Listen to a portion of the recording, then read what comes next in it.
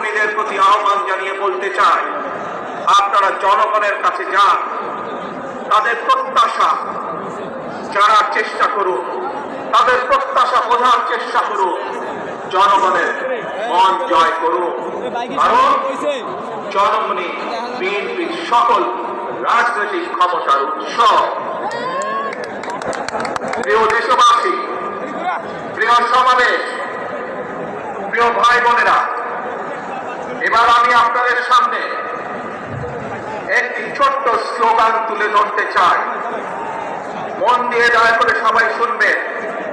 প্রথমে আমি স্লোগানটি বলবো, মন দিয়ে শুনবেন, তারপরে দ্বিতীয়বার আবারও আমি বলবো, তখন দয়া করে সকলে আমার সামনে স্লোগানটি আপনারা একই সাথে বলবেন।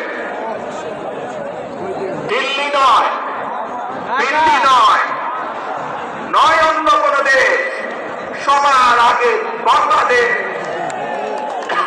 প্রিয় সমাবেশ বলুন, প্রিয় দেশবাসী বলুন, দিল্লি নয়, দিল্লি নয়, নয় অন্য কোন দেশ, সবার আগে বাংলাদেশ। আল্লাহ হাফেজ। বাংলাদেশ জিন্দাবাদ, বাংলাদেশ জাতীয়তাবাদী দল জিন্দাবাদ।